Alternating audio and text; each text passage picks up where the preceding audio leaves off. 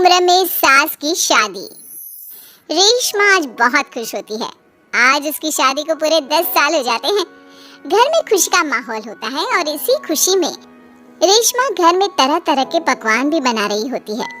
इसी बीच रेशमा की पड़ोसन उनके घर आती है और उससे कहती है, क्यों रेशमा, आज घर में बड़े पकवान बन रहे हैं, कुछ खास है क्या आज? आज ही के दिन मेरी शादी हुई थी और आज मेरी शादी को पूरे 10 साल हो चुके हैं। अच्छा, शादी से याद आया, रेशमा क्या तुझे पता है हमारे पास वाले ही एक गांव में 70 साल की एक बुढ़िया औरत अपनी दूसरी शादी रचा रही है। क्या 70 साल की बुढ़िया औरत की दूसरी शादी? अरे जिस उम्र में लोग पूजा पाठ करते हैं वो बूढ़ी औरत रंगरलियां मना रही है। इतना ही नहीं, सुनने में तो ये भी आ रहा है कि उस बूढ़ी औरत के 2 बेटे, बहू और 4 पोते पोतियां भी हैं। तौबा तौबा, सच में जमाना बहुत खराब आ चुका है। कोई शर्म लिहाज नाम की चीज तो बची ही नहीं इस दुनिया में। हमारे परिवार के तो ऐसे संस्कार नहीं है। रेशमा, जमाना बहुत आगे निकल गया है। आजकल क्या बच्चे और क्या बूढ़े, सभी पर एक जैसी जवानी छा रही है। हमारे लिए तो ऐसा सोचना भी पाप है। बस कब है उस बूढ़ी औरत की शादी? आपको कोई जानकारी है क्या? मुझे क्या, पूरे गांव वालों को पता है इस शादी के बारे में। कल ही तो है। अरे वाह, कल तो योगेश के पापा भी छुट्टी पर हैं। एक काम करते हैं, हम भी चलते हैं इस बूढ़ी औरत की शादी में। आखिर देखे तो सही कि कौन है वो बेशर्म बुढ़िया औरत जो पोता पोती खिलाने की उम्र में प्यार के फूल खिला रही है। पड़ोसन वहां से चली जाती है, जिसके बाद रेशमा सोच में पड़ जाती है। शाम को जब रेशमा का पति अमित घर आता है तो वो रेशमा को हैरान परेशान देखकर पूछता है, क्या हुआ रेशमा, आज बहुत परेशान सी लग रही हो? कुछ खास नहीं, एक बुढ़िया औरत के बारे में सोच रही थी। कौन सी बुढ़िया औरत? रेशमा अमित की ओर देखती है और उसे बताती हुए कहती है, हमारे पास वाले गांव में ही एक बूढ़ी औरत है जो अपनी उम्र के आखिरी पड़ाव में अब लव अफेयर कर रही है और कल उसकी शादी भी है। ताज्जुब की बात तो ये है कि उसके 2 बहू बेटे और 4 पोते पोतियां भी हैं, फिर भी किसी ने उसे नहीं रोका। अरे इतना भरा पूरा परिवार होने के बाद वो अपना दूसरा घर क्यों बसाना चाह रही है? पता नहीं जी, मैं सोच रही थी कल आपकी भी छुट्टी है तो क्यों ना हम भी शादी देखने चले। सुनने में आ रहा है कि कल पूरा गांव जा रहा है उसकी शादी देखने के लिए। रेशमा की बातें सुनकर अमित भी दूसरे दिन उसके साथ चलने के लिए हामी भर देता है। अगले दिन सुबह रेशमा और अमित बच्चों के साथ शादी देखने निकल जाते हैं। गांव से कुछ किलोमीटर की दूरी तय कर रेशमा अपने परिवार के साथ विवाह स्थल पर पहुंच जाती है। यहाँ की साज सजावट कितनी अच्छी लग रही है ना, ऐसा लग रहा है मानो किसी नई नवेली दुल्हन की शादी हो। देखकर तो ऐसा ही लग रहा है, लेकिन वो बूढ़ी औरत है कहाँ पर जिसके इतने किस्से सुनने को मिल रहे हैं? अमित के इतना बोलने की देर होती है और एक अधेड़ उम्र की बुढ़िया औरत दुल्हन के लिबास में सज संवर कर मंडप पर पहुंच जाती है, जिसे देख रेशमा और अमित के पैरों तले मानो जमीन ही खिसक जाती है।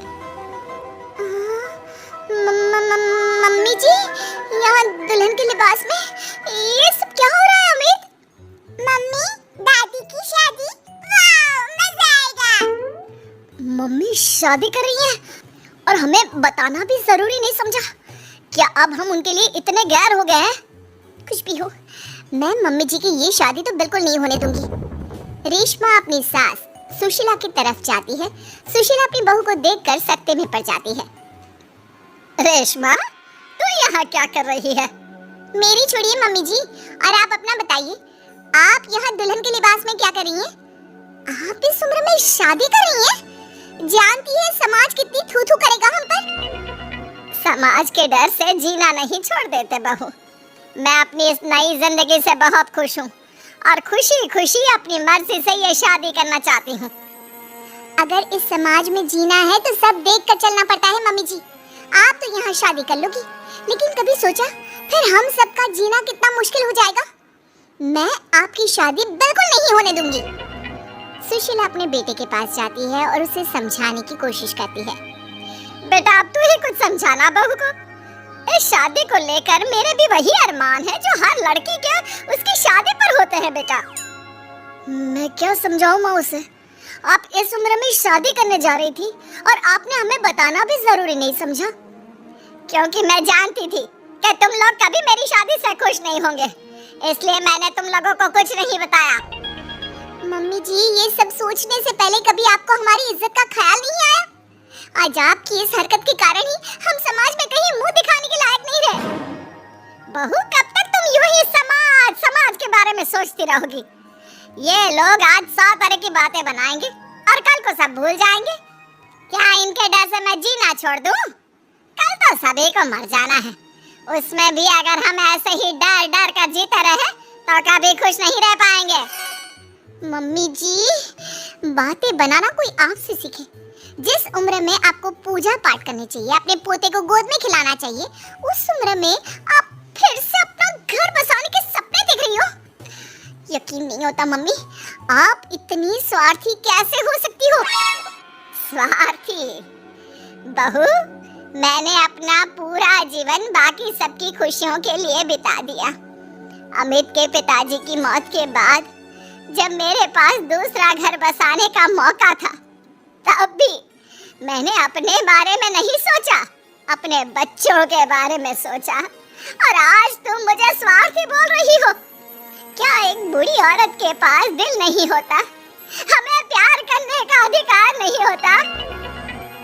सुशीला की बातों ने सभी को सोच विचार करने पर मजबूर कर दिया। किंतु रेशमा, हर किसी को अपना जीवन जीने का अधिकार होता है मम्मी जी, लेकिन आपके साथ 3 और जिंदगियां भी जुड़ी हुई हैं। हम आपके कारण बदनामी का घूंट नहीं पी सकते मम्मी जी। आज तुम दोनों को अचानक मेरी और इस समाज की इतनी परवाह क्यों हो रही है? यह बदनामी और समाज के तानों का डर तब तुम लोगों के जहन में क्यों नहीं आया, जब 2-2 बेटों और बहुओं के होते हुए भी मुझे अकेले उस एक कमरे में रखकर घूट घूट कर जीवन यापन करना पड़ रहा था? तब तुम लोगों को याद नहीं आया मुझसे कितनी जिंदगियां जुड़ी हुई हैं? सुशीला की बातें सुनकर रेशमा और अमित अपना सिर झुका लेते हैं। उन्हें अपने से हुई गलती का एहसास हो जाता है, लेकिन अब भी कहीं ना कहीं उनके दिमाग में लोग क्या कहेंगे ही चल रहा था, जिसके डर से वे खामोश होकर खड़े रहते हैं। तभी सुशीला जी आगे कहती हैं, ठीक है, अगर तुम लोग नहीं चाहते कि मैं फिर से विवाह करूं और अपने नए जीवन की शुरुआत करूं, तो मैं ये शादी नहीं करूंगी और साथ ही ये घर छोड़कर भी चली जाऊंगी। फिर ना तुम लोगों की कोई बदनामी होगी और ना ही कोई तुम्हें आकर ताने मारेगा। सुशीला की बातें सुनकर रेशमा और अमित दोनों सोच में पड़ जाते हैं। कुछ देर सोचने के बाद रेशमा कहती है, नहीं मम्मी जी, आप घर छोड़कर मत जाइए। आप सच कह रही हैं। अगर हम ऐसे ही समाज की परवाह करते रहे तो हम कभी खुशी खुशी नहीं जी पाएंगे। हाँ माँ, और आज बचपन से तेरे हर निवाले और प्यार का कर्ज मैं चुकाऊंगा। आज यहाँ से मेरी माँ की डोली उठेगी। बजाओ शहनाई, आज मेरी माँ की शादी है।